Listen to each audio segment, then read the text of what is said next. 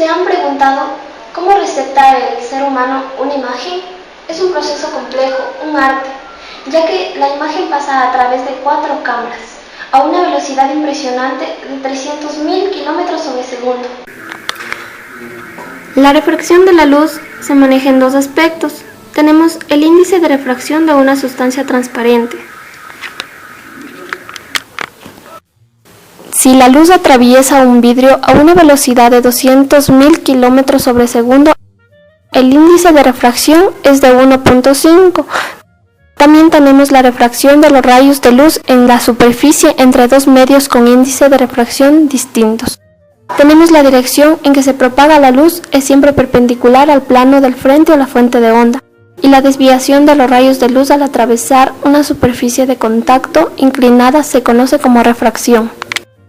También podemos observar que el grado de refracción aumenta en función de la relación del índice de refracción de los medios transparentes y el grado de angulación entre la superficie y el contacto, el frente o fuente de onda. Podemos aplicar los principios de refracción en una lente convexa que converge los rayos luminosos. Los rayos luminosos que pasan a través del borde de la lente se desvían hacia aquellos que pasan a través de la región central. Que los rayos luminosos convergen.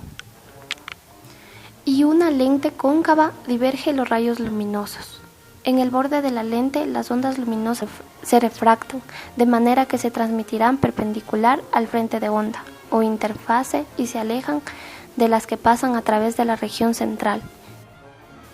Y la lente cilíndrica desvía los rayos de luz en un solo plano. Tenemos la lente esférica y convexa, que produce un punto focal porque converge los rayos en un solo punto, y cuando se unen 2 puntos cilíndricos convexos en un ángulo recto equivale a un esférico convexo. También tenemos el cilíndrico convexo y el cilíndrico cóncavo. El cilíndrico convexo produce una línea focal por la convergencia de los rayos de luz y de sus lados, pero no pasa esto de la parte superior o inferior, mientras que en el cilíndrico cóncavo provoca divergencia en un mismo plano. Tenemos que la distancia focal de una lente es la distancia al otro lado de la lente convexa, en la que los rayos de luz paralelos convergen en un solo punto. Cada fuente puntual de luz frente a una lente convexa se enfoca al otro lado de la lente en línea con el centro de la lente. Esto es, el objeto que aparece estar hacia arriba y hacia abajo e invertido, de izquierda a derecha. Cuando más se desvía una lente de los rayos luminosos, es mayor su poder de refracción. Aquí tenemos un lente que es la porción refrigerante, puede ser de cristal, de plástico o polibicarbonato. Es transparente cuyas superficies son curvadas. Tenemos de varios tipos: convex, plano convex, convex cóncave, meniscus, plano cóncave y bicóncave. La óptica del ojo. El ojo como una cámara. El ojo se asemeja desde el punto de vista óptico a una cámara fotográfica y a un sistema de lentes, una apertura variable que es la pupila y una retina que equivale a la película. También tiene un sistema de lentes del ojo que enfoca una imagen invertida y al revés en la retina. Sin embargo, percibimos una imagen correcta porque el cerebro ha aprendido que esta es la posición correcta. En el ojo también podemos observar 4 superficies de refracción o lentes. 1. Entre el aire y la córnea. 2. Entre la córnea y el humor acuoso. 3. Entre el humor acuoso y el cristalino. 4. Entre el cristalino y el humor vítreo. En la retina vemos la imagen invertida con respecto al objeto. Sin embargo, la mente percibe los objetos en su posición derecha a pesar de su orientación al revés de en la retina, debido a que el cerebro está entrenado para considerar como normal. Aquí tenemos el mecanismo de acomodación, que en los jóvenes el cristalino es una cápsula elástica resistente que tiene líquido proteínico viscoso. El cristalino es transparente, está relajado, es esférico por la refracción elástica de la cápsula. Tiene 70 ligamentos suspensorios alrededor que están anclados radialmente, que jalan sus bordes hacia el perímetro externo del globo ocular. Los ligamentos suspensorios están tensos por su inserción en el borde anterior de la coroides y la retina. La tensión de los ligamentos suspensorios determinan que el cristalino en reposo es aplanado. Junto a las inserciones de los ligamentos suspensorios está el músculo ciliar.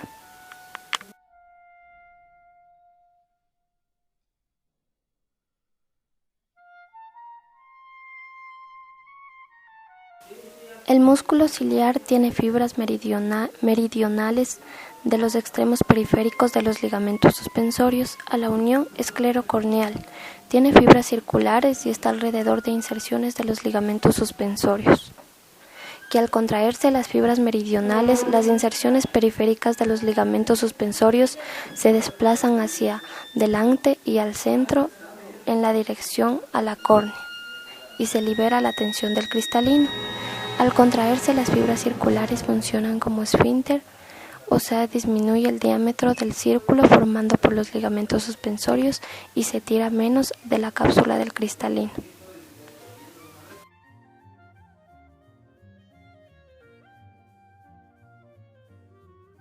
La contracción de los dos grupos de fibras musculares ciliares relajan los ligamentos suspensorios de la cápsula del cristalino y toma una forma esférica.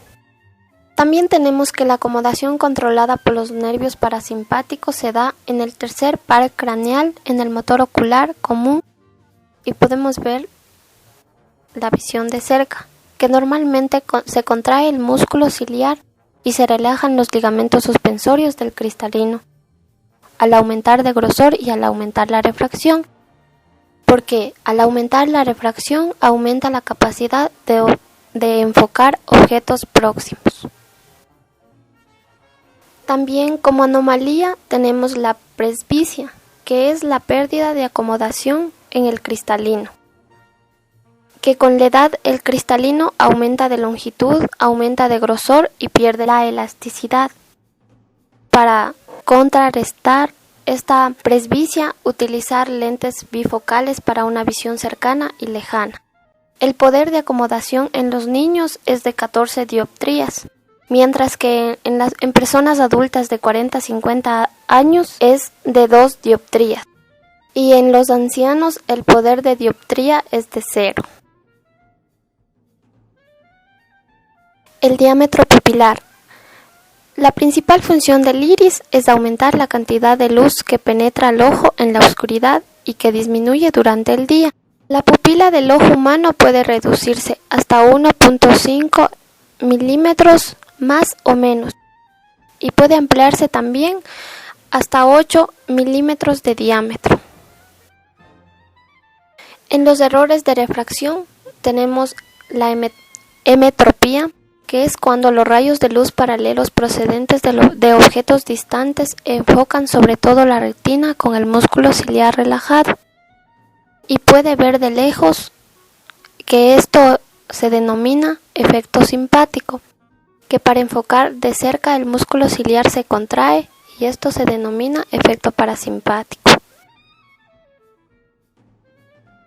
La hipermetropía e hiperopía.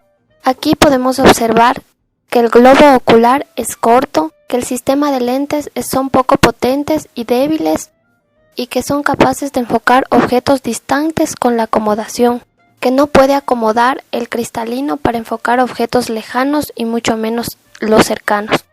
Esta anomalía se corrige con lentes convexas que aumentan el poder de refracción.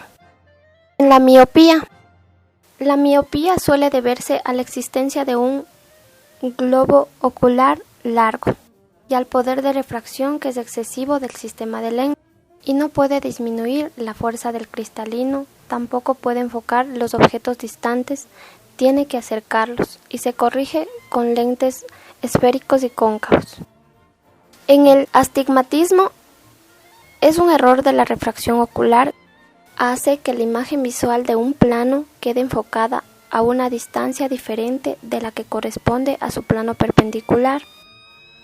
se corrige con una lente cilíndrica o esférica. Los lentes de contacto anulan la refracción en la parte anterior de la córnea. El queratocono es la deformidad de la córnea. La lente de contacto ofrece varias ventajas. Gira con el ojo y aporta un campo de visión nítida más amplio que las gafas. Ejerce escaso efecto sobre las dimensiones del objeto observado por la persona, mientras que las lentes colocadas en torno a 1 centímetro delante del ojo influye sobre el tamaño de la imagen y además de corregir el foco. Las cataratas es la opacidad del cristalino. Son alteraciones frecuentes en personas mayores. Una catarata consiste en 1 o 2 zonas turbias opacas en el interior del cristalino. Durante la primera etapa de la formación se desnaturalizan las proteínas de algunas fibras cristalinas y estas mismas proteínas se coagulan para generar áreas opacas en lugar de fibras proteicas transparentes normales. Sistema humoral del ojo. El ojo está relleno de líquido intraocular que mantiene una presión suficiente en el globo ocular para que siga estando dilatado. El humor acuoso delante de los lados del cristalino. El humor vítreo entre la cara posterior del cristalino y la retina, y el humor vítreo es gelatinoso. Se llama cuerpo vítreo y está unido por un fino entramado fibrilar de proteoglucanos. Y su presión total es el equilibrio entre la producción y la absorción. ¿Cómo se forma el humor acuoso y el cuerpo ciliar? Se forma de 2 a 3 microlitros por minuto. Se secreta por secreción activa del epitelio de los procesos ciliares. Los procesos ciliares son pliegues lineares desde el cuerpo ciliar hasta atrás del iris, donde los ligamentos suspensorios del cristalino y el músculo ciliar se unen. El área de los procesos ciliares mide 2 centímetros cuadrados. El humor acuoso se forma en la superficie del mismo. Se inicia con la entrada del ion sodio. El ion sodio introduce ion cloro e ion bicarbonato. Esto provoca ósmosis en los capilares a los espacios intercelulares y pasa también por transporte activo o por difusión facilitada, aminoácidos, vitamina C y glucosa. En la salida del humor acuoso desde el ojo, tenemos que una vez que ya se han formado los procesos ciliares, pasa entre los ligamentos del cristalino a la pupila, a la cámara anterior del ojo y al ángulo entre la córnea y el iris. Y de ahí a las trabéculas y a los conductos de Schlemm. Y desde este conducto pasa a las venas extraoculares o acuosas. La presión intraocular. Tenemos una normal que es de 15 milímetros de mercurio con un intervalo desde 12 a 20 milímetros de mercurio. Para esto se utiliza un tonómetro. Tenemos un mecanismo para limpiar los espacios trabeculares y el líquido intraocular cuando existe una gran cantidad de partículas en el humor acuoso, como sucede después de una hemorragia en el ojo o durante una infección intraocular. Hay la probabilidad de que se acumulen los residuos en los espacios trabeculares que conducen desde la cámara anterior hasta el conducto de Schlemm. Y estos restos pueden impedir una reabsorción suficiente de líquido en la cámara anterior, lo que a veces origina un glaucoma. ¿Qué es el glaucoma? Es la causa fundamental de ceguera. Se trata de una enfermedad ocular en la que asciende la presión intraocular hasta el nivel patológico, subiendo en ocasiones bruscamente hasta 60 y 70 milímetros de mercurio, y las presiones por encima de 25 a 30 milímetros de mercurio pueden provocar una pérdida de visión si se mantienen durante un periodo prolongado. Se comprime el axón del nervio óptico, obstruye el flujo axonal del citoplasma desde la neurona retiniana hasta las fibras del nervio óptico, y de no resolverse esto, disminuye la nutrición y muere el nervio óptico, y se comprime la arteria central de la retina.